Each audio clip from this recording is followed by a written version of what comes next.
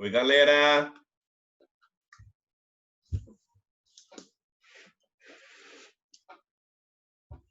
Tudo bem, gente?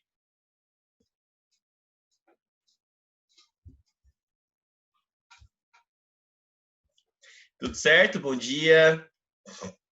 Vamos chegando, galerinha. Galera fofa do meu core. Chega mais. Bom dia. Tô com a camiseta de vocês, ó. Olha lá. Uhul. Terceirão. É terceirão. É terceirão. Como é que é? Terceirão. Seu vacilão, devolve meu terceirão. Como é que é? Covidão, seu vacilão, devolve meu terceirão. Ah, moleque. Ó. Slogan histórico, hein? Esse é histórico. Coronga vacilão. Roubou meu terceirão. Isso aí, Livinha. Saudade de você, Livinha, sua linda. Ai, gente. Que dia que a gente vai voltar a se encontrar, hein? Pelo amor de Deus. Saudade demais. Muita saudade de vocês. Ai, gente. Vamos ficar conversando aqui hoje. Conversando só batendo um papo. Bom dia, gente. Que lindos que vocês são. Tava com saudade. Gente, ó, eu consegui ver alguns no sábado, né? Mas nem todo mundo pôde ir. Mas consegui dar uns brownie para alguns alunos lá. Sabadão. Vamos nessa? Partiu? Tem bastante gente já. Ai, Carolzinha, é verdade. Carolzinha foi. O Ricardo, o Léo. Bastante gente passou por lá. Pessoal do cursinho. Pessoal do segundão também foi. Bora lá? Então, beleza, gente. Começou a circular expresso. Oh, não abri o arquivo do terceirão. Animal. Muito burro. Espera aí, gente. Terceirão. Terceirovski. Terceirudo. Beleza. Oh, não é para abrir você aqui, não. Aqui. Show de bola. Deixa eu chegando aqui. Deixa eu deixar até no ponto de nós vamos usá-lo aqui. Começou a circular expresso. 2. Parte direta de bom sucesso. Pra depois. Aqui. Bom, vamos lá então? Trabalhar um pouquinho, né? Nossa Senhora! Preciso fechar meu Word.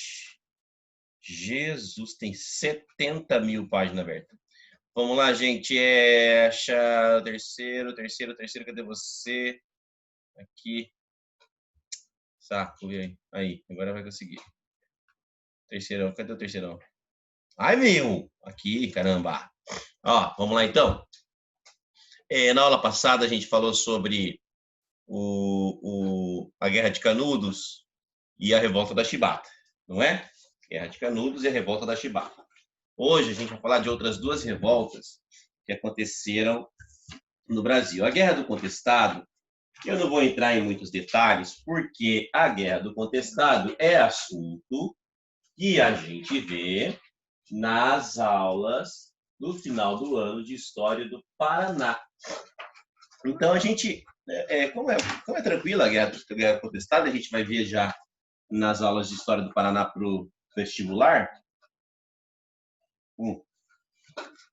Olha que linda a caneca que eu ganhei, gente. Ó, Mamá, Bebel e Ceci. Olha que linda. E ó aqui que está escrito, ó. Papai é sensacional, que é a frase que elas mais falam para mim. Papai é sensacional. Papai é sensacional. Elas são minhas fãs. E aí, galera? Então, deixa o contestado para falar agora e falar depois, mas agora eu falo de maneira superficial e lá na frente eu falo aprofundadamente, tá? O que é contestado só cai mesmo no Paraná, né? Praticamente. Cai só na História do Paraná, cai só na UEL, na UEM, na UEPG e tal, beleza? Então, vamos lá. Ó. A Guerra do Contestado aconteceu entre 1912 e 1916, tá? Interessante é que essa guerra, pode anotar aí, ela começa no governo do Marechal Hermes tá?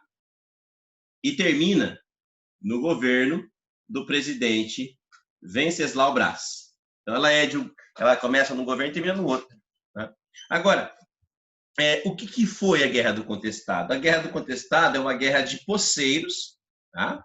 Que aconteceu na fronteira do Paraná com Santa Catarina. Ela acontece ali na fronteira do Paraná com Santa Catarina, entre poceiros que dominaram, que invadiram aquelas terras fronteiriças e o governo federal, o governo brasileiro. Porque o governo brasileiro queria desapropriar essas terras, tá? Tirar esses poceiros dessas terras. Mas qual era o argumento do governo para tirar essas terras, para tirar essas pessoas dessas terras, da fronteira do Paraná com Santa Catarina? O argumento do governo era que o governo ia construir, com base e com o apoio da iniciativa privada, uma estrada de ferro. E essa estrada de ferro passaria pela região onde esses sertanejos moravam, tá? Passavam por ali. Então, eles precisavam desapropriar aquelas terras para conseguir construir uma estrada de ferro que ligava os estados de São Paulo e o estado de Rio Grande do Sul. Ó, São Paulo e Rio Grande do Sul. Então, a estrada sairia de São Paulo, chegaria até o Rio Grande do Sul e passaria pelo Paraná e Santa Catarina. A estrada passaria por ali. Tá? Então, o que aconteceu? Os sertanejos, os poceiros, contestaram, daí o nome da guerra, contestaram a construção dessa estrada de ferro que passaria por ali. Essa história também é interessante porque esses poceiros tinham uma espécie de liderança espiritual, tá? Eles tinham um líder, tipo assim, lá em Canudos não tinha um líder? Os caras que moravam em Canudos não eram liderados pelo Antônio Conselheiro? Pois é, no Paraná também tinha um líder, tinha uma liderança, tá? Quem era a liderança no Paraná era um monge chamado José Maria, tá? Um monge chamado José Maria, que era uma espécie de líder messiânico também daquele povo. Esse José Maria é uma espécie de liderança messiânica. Liderava o povo dele, tá? Naquela região onde eles moravam. E esse José Maria vai inflamar essa população para resistir a essa política do governo de desapropriação. Então, quem lidera o contestado, quem contesta primeiro é o José Maria. Interessante essa história, gente, porque o José Maria é o terceiro monge dessa história toda. Porque aquela região já tinha tido dois líderes religiosos, tá? Dois líderes religiosos que se chamavam, os dois, né? Chamavam-se João Maria. João Maria. Então, historicamente, dois monges já lideravam espiritualmente aquela gente. Tá? O João Maria, o primeiro era João Maria mesmo, o segundo era um cara chamado Atanás, que tinha descendência síria, mas mudou o nome para João Maria justamente por causa do primeiro João. Tá? Mas o fato é que você precisa saber é do monge José Maria. Esse líder messiânico, que inclusive, quando ele foi investigado, tem uma história interessante, que ele foi investigado na época pela polícia.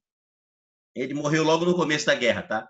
Mas a vida dele foi investigada, descobriram que ele era um soldado desertor, soldado do exército desertor, que havia fugido do exército porque tinha cometido um crime muito bárbaro, um crime de estupro. Então ele fugiu para o interior do Brasil para se esconder e acabou chegando aí nessa região e virou uma espécie de liderança espiritual desse povo, desse povo sertanejo aí. O fato é que ele morre no começo da guerra, deixa a população super inflamada, né? E a guerra começa em 1912, só vai terminar 4 anos depois, em 1916, do governo do presidente Venceslau Braz. O fato é que essa guerra foi extremamente desigual, apesar do governo demorar para vencer os sertanejos do Paraná e Santa Catarina, ele vai vencer, usando até aviões. Se você acha que os aviões foram usados pela primeira vez na Primeira Guerra Mundial, você está enganado. Os aviões usados na guerra pela primeira vez foi na Guerra do Contestado. O fato é que depois de 4 anos, o governo então vence, né, os sertanejos do Contestado, e o Contestado está para o Paraná como o Canudos está para a Bahia. Mais um movimento messiânico, por quê? Porque tem um líder espiritual, é mais um movimento sertanejo, porque ela acontece no sertão, no interior, e mais uma vez o governo mostra descompromisso com a população. Porque existe uma raiva da população em relação ao governo. Por quê, gente? Porque o governo não atende às reivindicações. A presença do governo em regiões inóspitas como essa, ela é muito pequena, ela é pífia, entende? Então, existe uma... É fácil inflamar a população contra o governo, porque o governo não atende a população, aos interesses da population, beleza? Então, por isso que essa guerra demora muito tempo, porque o povo tem um ódio no coração muito grande em razão do descaso do governo. São retratos desse Brasil republicano que eu tirei para você, que eu estou tirando para vocês, né? Olha como é que está o Nordeste, a situação do Nordeste. A guerra. O Nordeste acabou de sair dessa, porque na verdade você tem, no final do século XIX, uma guerra no Nordeste. No início do século XX, uma revolta na Marinha. Ainda no início do século XX, né, uma guerra no Paraná. E você percebe que o Nordeste é o foco, né? Porque aí já entra na questão do cangaço. O movimento do cangaço é outro. Coisa louca. Uma coisa louca. Eu vou mostrar uma foto daqui a pouco horripilante para vocês. Vocês vão morrer de medo, vocês vão nem dormir essa noite. Tá? O contestado, por sua vez, é um movimento que a gente classifica como banditismo, chamado banditismo social. Eles vão associar a uma espécie de Robin Hood brasileiro, o banditismo social. Amores da minha vida. Gente, esse tempo seco tá me matando, eu tenho rinite, tá? Então, desculpa, tá? Mas eu não tô aguentando mais, deixa eu ver, vamos rezar. Ó, divino São José, traz-nos chuva em abundância, meu Senhor de Nazaré. Pronto, vai chover agora, se Deus quiser. Então, o que aconteceu? O cangaço é um movimento nordestino, um movimento sertanejo. Verdade, verdade. Obrigado, Mati. Matheus perfeito aqui, olha que saudade que eu tô de você, seu bonito. Saudade. Obrigado, Mati. Eu não tinha visto que estava aqui embaixo. Eu estava olhando pro infinito. Então, esse banditismo social que eu me refiro é aquela ideia de que o povo pobre ele comete crime porque ele fala assim: eu vou matar, eu vou vender, eu vou roubar, eu vou matar em nome, eu vou matar por dinheiro, vou roubar, eu vou invadir fazendas porque eu preciso sobreviver, porque eu não tenho ninguém por mim, então eu vou me dedicar ao crime para sobreviver. Banditismo social é isso. A ideia de cometer crimes em nome da sobrevivência. O fato é que, presta atenção, o movimento do cangaço ele é formado por o cangaço é formado por homens que no passado trabalhavam como capatazes, como seguranças de grandes fazendeiros, que abandonaram essa profissão de capatazes, de seguranças, para virar bandido. Tá? Viram bandidos e eles vão andar pelo Nordeste aterrorizando a população nordestina, ou invadindo cidades e saqueando o comércio, ou invadindo fazendas, saqueando as fazendas, invadindo igrejas, saqueando igrejas, invadindo tudo que eles podem invadir e pegando dinheiro de tudo que eles podem pegar. Não é só isso que eles fazem. Eles são homens também, muitas vezes são contratados para roubar, contratados para matar. Olha, um fazendeiro está de olho nas terras de outro fazendeiro, tá? Mas ele só vai conseguir tomar essas terras se esse fazendeiro morrer. Para matar esse fazendeiro, ele tem que contratar alguém. Então, ele vai lá e contrata um bando de cangaceiros, invade fazenda e vai lá e mata determinada pessoa. É isso que eles fazem. Tá? O bando mais famoso de cangaceiros da história é o bando do Virgulino Ferreira da Silva, o Lampião.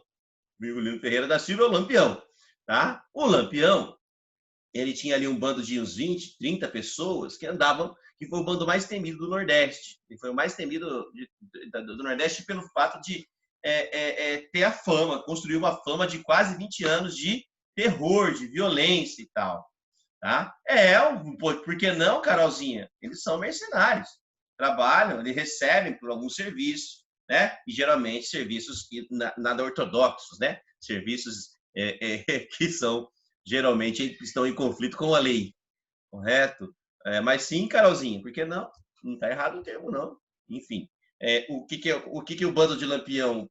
O bando de Lampião, inclusive, ele desperta uma espécie de um misto de heroísmo e vilania no Nordeste, né? Para alguns, o Lampião é um herói porque ele ajudava os pobres também, entende? Ele muitas das pessoas menos favorecidas e tal, ele ajudava de alguma forma lá, dando comida, dividindo o que ele tinha e tal. Mas ao mesmo tempo ele é um vilão, porque ele é um matador de aluguel profissional, tá? Então tanto que o cangaço, sabe por que chama cangaço? O movimento chama cangaço por causa da roupa dos cangaceiros. A canga é uma roupa multiuso. A canga é uma roupa que você consegue viajar em cima do cavalo, vestido com ela, e ela te permite levar tudo que você quiser: água, comida, bebida alcoólica, armas, né, muitas. Então a canga é uma roupa multiuso. Quem usa a canga é o cangaceiro. E o cangaço é o movimento do cangaceiro. Tá? Então esses cangaceiros andavam pelo Nordeste e hoje, cara, quem visita o Nordeste, quem tem a curiosidade de visitar o Nordeste como turista e tal, sabe que o cangaço ainda dá muita grana para o nordestino. Por quê? Porque eles vivem da exploração dessa história. Tá? Os turistas gostam de comprar uma roupa de cangaceiro, um colete de cangaceiro, um chapéu do Lampião, entende? Os cangaceiros tinham um chapéu específico, assim, não sei se vocês já viram o chapéu do cangaceiro. Então tem gente que vai para o Nordeste e traz esses souvenirs. Então o cangaço rende uma grana pra caramba, assim, principalmente quem mora no Pernambuco, na Paraíba, no Ceará, até na Bahia, tá? Ganha muito dinheiro com a história do cangaço. Histórias são contadas, contadores de histórias são muitos, que contam a história dos bandidos do bando do cangaço, e principalmente do bando de Lampião, que foi o mais famoso bando de cangaceiros da história do Brasil. O bando de Lampião aterrorizou o Nordeste por quase 20 anos, da década de 20 até a década de 30, tá? Inteira a década de 20, quase inteira a década de 30. Ele só foi assassinado, esse bando foi assassinado pelas tropas volantes, né, que chamavam, tipo a polícia do Nordeste ali, na época do governo da ditadura Vargas, em 1938. Olha só, então eles passaram os anos 20 e os anos 30 cometendo crimes, matando pessoas, assaltando igrejas, assaltando tudo, até que eles morreram lá em julho de 1938. Você tem uma ideia da fama desse bando? Né? Eles foram assassinados e os principais líderes do bando tiveram as suas cabeças arrancadas, foram decapitados pelas tropas do governo, e as cabeças foram expostas em uma cidade lá do Nordeste, em uma escadaria. Então, eles colocaram as cabeças na escadaria de uma cidade, a cabeça do Lampião, a cabeça da esposa do Lampião, a Maria Bonita, que era a única pessoa que o Lampião tinha medo na história lá e tal. Então, as cabeças foram empilhadas, colocadas lado a lado numa escada. Uma foto foi tirada, na época já existia fotografia, obviamente, nós estamos em 38, né? Uma foto foi tirada, espalhada pelo Brasil inteiro, dizendo: olha, nós matamos o bando de Lampião. Você vai ver essa foto agora, preste atenção, vou mostrar para vocês a foto do bando de Lampião. Deixa eu achar essa foto, eu tinha aberto aqui. Não é aqui não. Peraí, calma aí, que eu sempre tenho dificuldade para abrir esses arquivos com foto. Deixa eu ver aqui, calma, achei. Ó, aqui não é essa, deixa eu tirar aqui, peraí. Aqui. Olha lá. Ah, não, você não viu ainda. Calma aí que você não viu ainda. Calma que você vai ver. Tá? Agora você vai ver.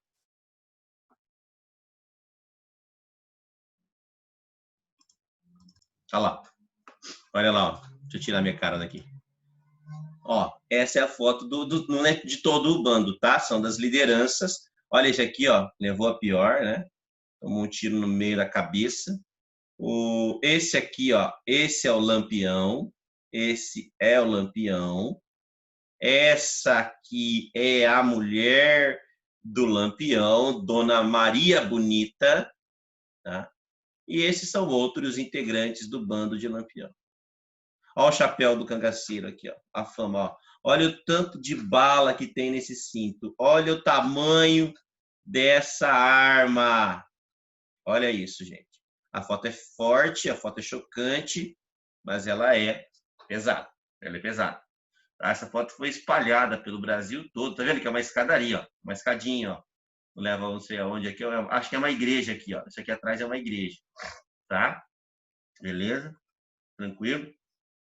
Bom, essa é a imagem que eu queria mostrar para vocês. Voltando para o nosso arquivo, deixa eu achar o terceiro aqui. Roteiro do terceirão, segundo, aqui. Então, chuchuzinhos, esse é o movimento do cangaço, tá? Beleza? Então, são 4 revoltas que eu mostrei para vocês, e agora a gente entra aqui no que eu quero. A gente já vai entrar numa reta final da República Oligárquica. Eu queria entrar no governo do presidente Venceslau para falar com vocês sobre ele, porque ele ficou conhecido como o presidente da mudança. É nesse momento que o Brasil, tá? O presidente Venceslau, que, como eu falei para você, lembra que eu falei? Foi ele que destruiu o movimento do contestado, tá? A Guerra do Contestado. Beleza? Então, nós estamos em 1914, estamos aí no começo, né, da Primeira Guerra Mundial.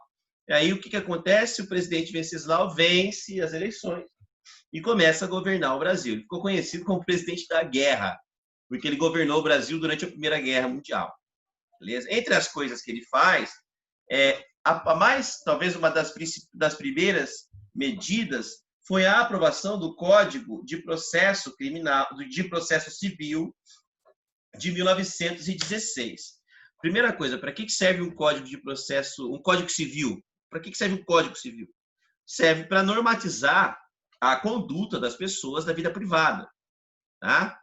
Isso vale para todo brasileiro, como nós devemos nos comportar na sociedade. O Código Civil é isso, né? E esse código, ele em 1916, ele vai traduzir o que era o Brasil na época, quando se fala em sociedade, ou quando se fala de como que era a sociedade brasileira. Porque ele é um código que ele vem carregado de uma série de problemas que o Brasil tem desde o período colonial, que é o machismo, que é o patriarcalismo e tal, porque esse código mostra aí uma espécie de supremacia do homem em relação à mulher. O código estabelece, é o Código Civil que estabelece isso. O que eu quero dizer com isso? É que o Código Civil estabelece que o homem é o principal na sociedade, o homem é o protagonista na sociedade. E a mulher é apenas uma espécie de coadjuvante na sociedade brasileira. É isso mesmo. O Código Civil estabelece que o homem é o principal elemento da sociedade e a mulher é apenas uma auxiliar do homem. Para você entender melhor o que eu estou dizendo, eu vou mostrar para vocês um trecho do Código Civil que vai deixar as meninas de cabelo em pé, espantadas. Rafa, antes do ciclo do látex, você já tinha colocado República Oligárquica? Sim, meu amor. Eu só dividi em 2 partes, Desan. Viu, Vi? República Oligárquica até 1915 é a ascensão. República Oligárquica de 1915 para baixo, até 1930, é decadência. Então, nós vamos entrar na decadência da chamada República Oligárquica. Tá bom, chuchuzinho? Beleza? Enfim, vamos lá. Então, olha só, para você ter uma ideia do que eu estou dizendo. Só lendo o código para saber. Quem vai estudar direito, por exemplo, vai estudar tudo isso aí, vai encontrar tudo isso aí, tá? Eu vou dar uma mudada aqui no meu arquivo, só para você ver o que eu estou falando. Ó. Só um pouquinho, vamos lá. Vou mostrar um texto do código para você.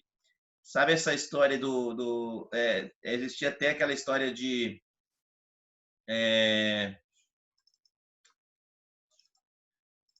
Aí, abri. Deixa eu ver aqui. Todo mundo quer ter... Naquela época, as pessoas... eu quero ter um filho homem, né? Por que as pessoas falavam isso? Meu Deus, eu quero ter um filho homem. Nossa Senhora, eu preciso ter um filho homem e tal. Por causa disso aqui, cara. Por causa dessa tradição aqui, ó. Olha lá o artigo 233 do Código Civil de 1º de janeiro de 1916. Tá? Assinado pelo presidente Venceslau. O marido é o chefe da sociedade conjugal. Olha isso. O marido é o chefe da sociedade conjugal. Função que exerce com a colaboração da mulher. Mulher apenas colabora. No interesse comum do casal e dos filhos. Tá? Claro que isso tudo foi revogado, tá, gente? Não existe mais, beleza? Revogado. Ó, compete ao marido, compete-lhe a representação legal da família. Então, se a família tiver algum interesse, se a família comprar uma casa, por exemplo, né? Quem assina, né, a compra dessa casa, a escritura dessa casa, é o homem. Ele representa a família legalmente para todas as questões de justiça. Olha o segundo parágrafo. A administração dos bens comuns e dos particulares da mulher, que ao marido incumbir administrar, em virtude do regime matrimonial adotado ou de pacto antinupcial. Tá? Compete a ele a administração dos bens da mulher. Tá? Olha o terceiro. Compete ao marido o direito de fixar domicílio da família, ressalva a possibilidade de recorrer a mulher ao juiz, no caso de deliberação que a prejudique. Então, se a mulher não gostar do domicílio, se não gostar da casa onde ela mora, ela pode pedir para o juiz alguma coisa, né? Ou reclamar para o juiz, mas não vai adiantar em nada. Aí, olha o quarto, acho que é o quarto, não, do texto original diz assim, compete ao marido o direito de autorizar a profissão da mulher e a sua residência fora do teto conjugal. Ou seja, se a mulher precisar morar, se a mulher escolhe uma profissão, se o marido autorizar. E a mulher, se ela tiver que dormir fora de casa um dia, ela só pode fazer isso mediante autorização do marido. Entende? Se a mulher trabalha, uma mulher que trabalha, tem uma pessoa que viaja, por exemplo, ela só vai poder fazer isso se o marido autorizar. Tá? E aqui a última, é do quarto parágrafo. Compete ao marido promover a manutenção da mulher, da família, guardadas as disposições dos artigos 275 e 277. Que é o homem que tem a responsabilidade de pagar, de sustentar a família. A mulher apenas vai ajudar no ambiente doméstico, vai auxiliar o marido no ambiente doméstico. É por isso que a sociedade, no passado, ela era muito... os homens e as famílias no passado, elas eram muito preocupadas em ter filhos homens, porque as mulheres estavam em segundo plano, era uma espécie de coadjuvante na sociedade brasileira. Enfim, por isso que a gente, estudando história, que a gente entende muitas coisas, né? Que a gente vê hoje e tal. Mas, olha, tem uma coisa interessante que eu queria falar para vocês, é que esse Código Civil Brasileiro, de 1916, é muito importante para vocês na construção de textos sobre desigualdade entre homens e mulheres. Tá? Homens e mulheres ganham diferente hoje, né? As pesquisas mostram que as mulheres ganham menos que os homens e tal. Então, quando você for falar ou usar, quando se por acaso vocês se depararem com redação sobre esse tema, é importante vocês usarem a história como sua aliada, para dar robustez, para dar riqueza aos seus textos e aos seus argumentos também, tá? Então, tá aí o Código Civil Brasileiro de 1916. Outra coisa também é que nós participamos da guerra, nós nos aproximamos ainda mais dos Estados Unidos na Primeira Guerra Mundial, nós estreitamos as nossas relações diplomáticas, só que tem uma história interessante, né? Nós vamos participar da guerra ao lado dos Estados Unidos da América, por quê? Os americanos estão interessados na Primeira Guerra Mundial, não a gente. Por que os americanos estão interessados na Primeira Guerra Mundial? Você que estuda a Primeira Guerra Mundial, você vai estudar com Marcos, não sei se você chegou já, provavelmente ainda não, mas quando você chegar com a Primeira Guerra com Marcos, ele vai falar para você que os Estados Unidos estavam interessados na guerra, por quê? Porque a Alemanha estava ganhando territórios na Europa, e ao ganhar territórios na Europa, ao ameaçar a hegemonia inglesa na Europa, a Alemanha estava ameaçando, né, o grande parceiro dos Estados Unidos na Europa, que era a Inglaterra.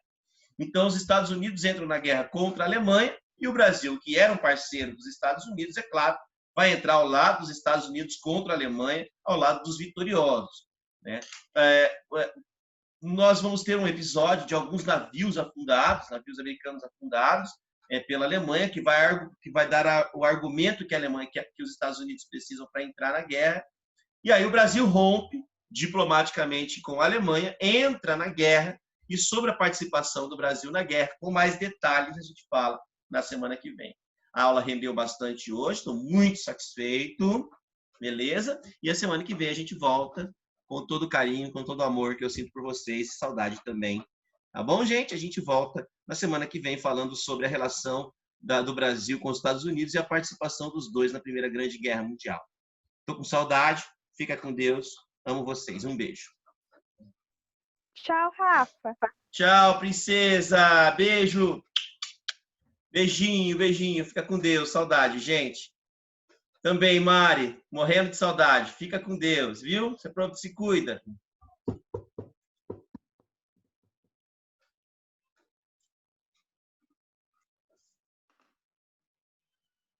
Por que os cangaceiros não são considerados terroristas? Olha, Vi, não existia nenhuma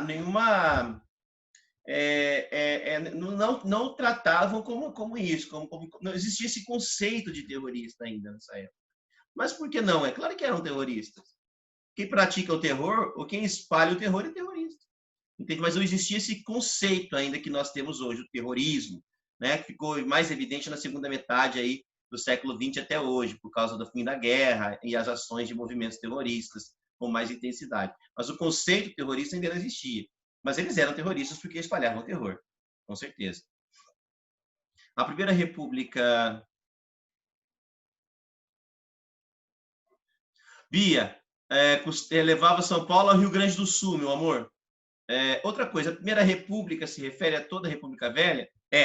Exatamente. Tá? Ó, Vitória, Primeira República, Era Vargas, República Liberal, República Militar e Nova República. Tá bom? São 5 repúblicas. Beleza? Tranquilo, meus amores? Beijinho, gente. Vou vazar.